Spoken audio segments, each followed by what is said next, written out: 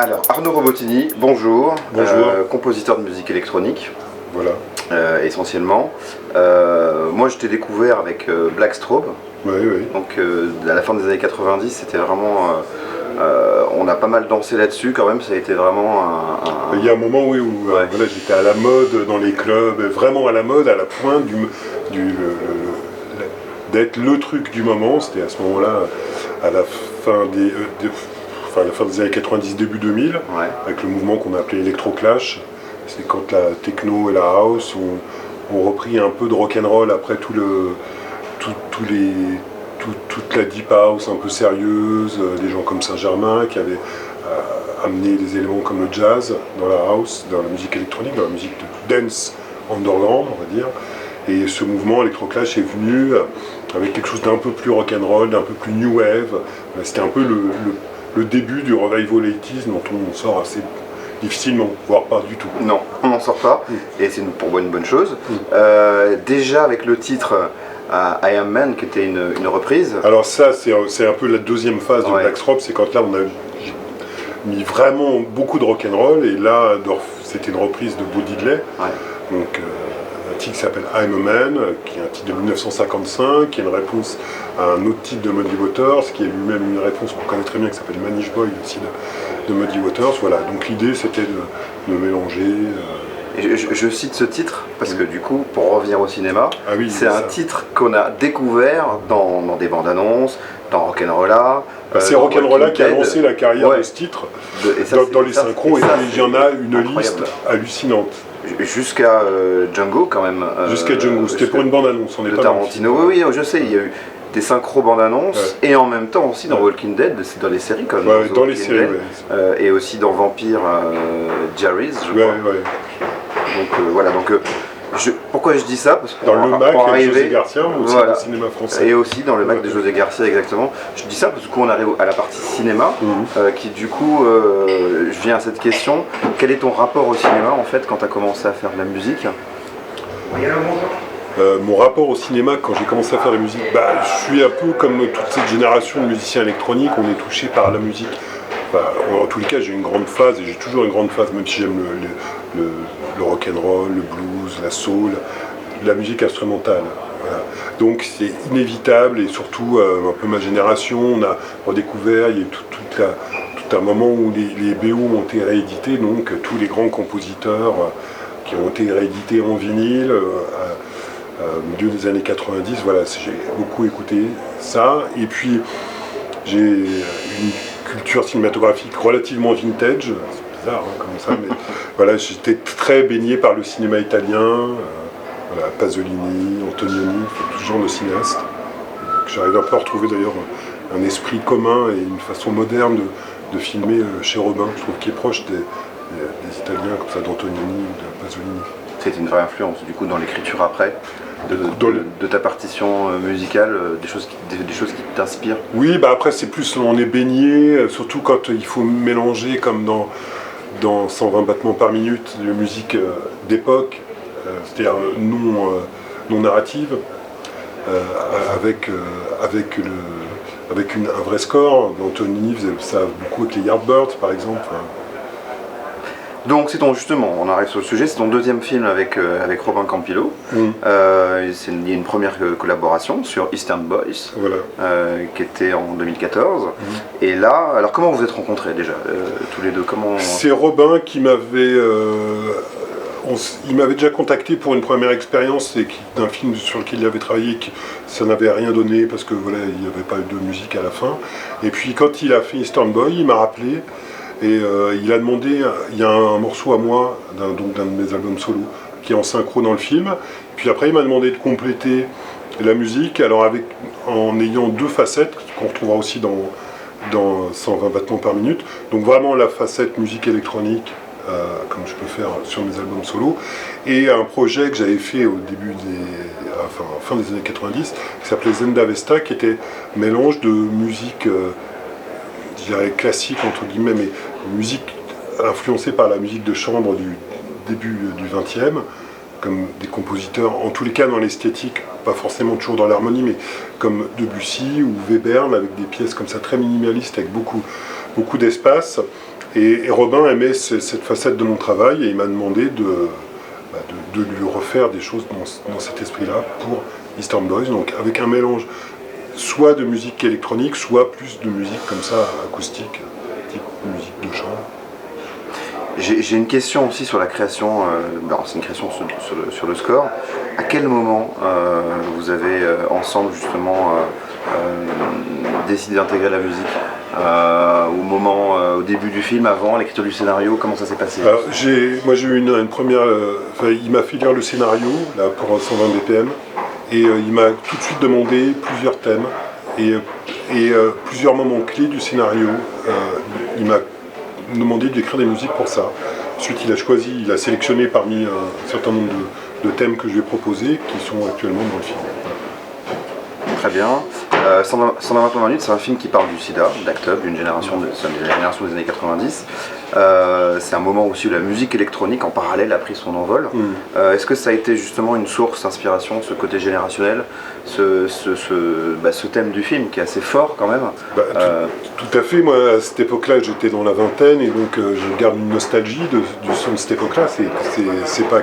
C'était forcément mieux, c'est même pas l'idée du jugement, c'est que j'avais 20 ans à l'époque. Donc, je l'ai vécu comme une découverte, comme dans les premières sorties, tout le monde va, j'imagine bien de quoi je parle.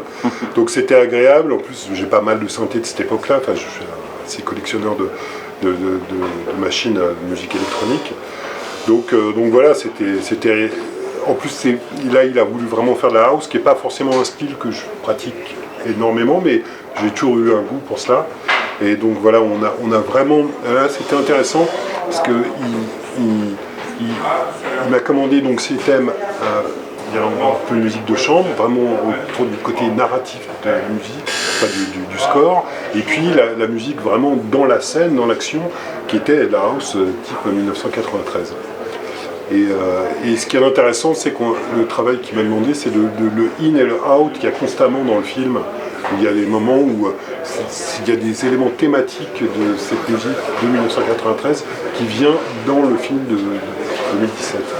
Et c'est lui qui t'a dirigé pour les emplacements précis? Oui, tout à fait. Il avait déjà son idée précise, il t'a dit là je veux vraiment une partition. Voilà.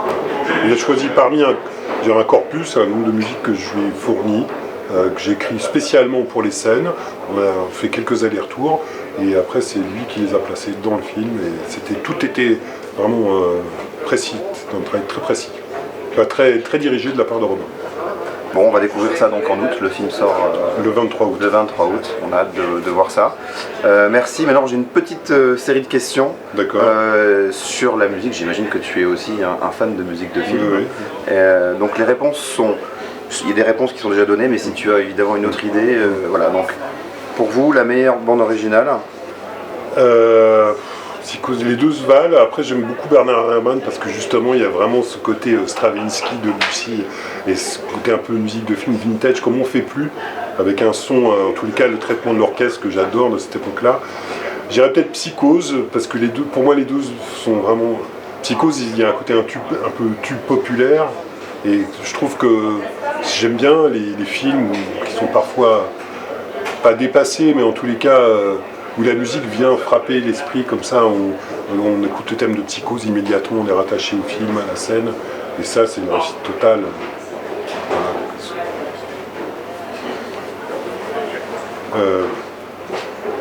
Pareil, c'est dur à Doku Elok. La meilleure bande originale de Lalo Schifrin, Dirty Harry ou Bullitt, je crois que je préfère Dirty Harry. Pour Björk, c'est plutôt Dancer in the Dark ou Homogenic.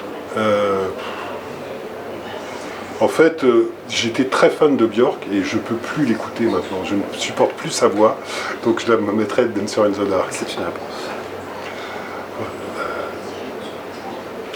Tenue de soirée ou Je t'aime moi non plus. Donc Serge Gainsbourg, c'est plutôt donc Tenue de soirée ou Je t'aime moi non plus. Je t'aime moi non plus, c'est une chanson formidable. Quelle idée de texte sublime. La La Land, oui, donc pour moi Ryan Gosling, c'est plutôt, je suis pas très fan du personnage, pas plus que ça en tous les cas. Allez, Dead Man's Bone plutôt que La La Land. Donc la bande originale pour danser, Pulp Fiction ou Good Morning England, Pulp Fiction, sûr. En plus il y a Cool and the Gang, enfin voilà. La bande originale pour être amoureux, Un homme, une femme, La vie d'Adèle, Un homme, une femme. La bande originale pour se réveiller, Le bon, la brute et le truand, West Side Story. Bon, je suis absolument fan du bon, la brute et le truand, donc c'est ça pour se réveiller, pour se coucher et pour manger. C'est vraiment un film qui pour moi est absolument parfait. La bande originale, pour parler j'ai pensé à Taxi Driver, beaucoup plus que Voler au-dessus d'un nid de coucou. Au-dessus d'un nid de coucou que j'ai revu récemment, qui a à mon goût un peu mal vieilli. Taxi Driver reste Taxi Driver, éternel. La bande-annonce pour faire un bras de fer, Il était une fois... Alors là, quand j'ai vu Il était une fois... Donc la bande-annonce pour faire un bras de fer, j'ai le choix entre Il était une fois dans l'Ouest ou Voyage au bout de l'enfer. C'est deux films que j'adore. Alors tout à l'heure, il y avait La beauté le truc et Ennio Morricone. Alors j'adore, pour moi c'est deux opéras sur la violence absolue. Et comme on parle de duel, c'est évidemment Voyage au bout de l'enfer. Même si effectivement Il était une fois dans l'Ouest, il y a un duel, mais j'irai sur Voyage au bout de l'enfer. Alors la bande originale pour faire l'amour, In Mood for Love et L'Empire de Saint Bizarre, deux films asiatiques, In Mood for Love. La bande son qui vous met de bonne humeur, les Blues Brothers ou New York, New York. Les Blues Brothers, parce que j'étais enfant quand j'ai vu ce film et j'ai toujours été fasciné par ce film qui est un peu... Voilà. La bande originale qui vous fait pleurer, La leçon de piano ou Autant n'importe le vent. Franchement, ni l'une ni l'autre. La bande son qui vous réveille le matin, Apocalypse Now ou Good Morning Vietnam. Apocalypse Now. La bande son qui vous angoisse, Crash ou L'Exorciste. Crash m'angoisse un peu le film. La bande originale pour s'endormir, Paris Texas ou Ascenseur pour l'échafaud évidemment. En famille, vous regardez plutôt Secret et mensonge ou Captain Fantastic. Captain Fantastic. Et la bande son pour faire sa star, Blow Up, La Dolce Vita. Alors c'est deux films que j'adore. Je dirais La Dolce Vita. Pour la montée des marches. Voilà. Oui, il y en a une qui... la bande son pour faire la fête, Le sens de la vie ou Underground. Le sens de la vie, c'est drôle. La bande originale pour un bon transit, Les Dents de la mer ou Les Chariots de feu. Alors non, je ne vais critiquer personne. Les Dents de la mer. La bande originale qui s'écoute toujours dans son lit, Mulholland Drive ou Taxi Driver. Paris Texas, pardon. Mulholland Drive. La bande son idéale pour cuisiner, La Grande Bouffe, Le Dernier Tango à Paris. C'est pas deux très bons films pour cuisiner, franchement, mais La Grande Bouffe parce que j'adore ce film aussi.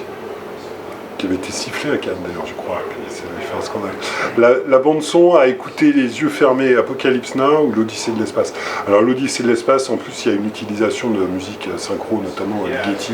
Enfin voilà, bon, après j'enfonce des portes ouvertes, mais L'Odyssée de l'espace. Quelle est la meilleure bande son originale de Cannes, selon vous? Je sais pas. Pour moi, la meilleure bande-son, le plus beau thème de tous les temps, c'est Le Mépris, Georges Delerue. Donc voilà. Ok. Merci. Merci.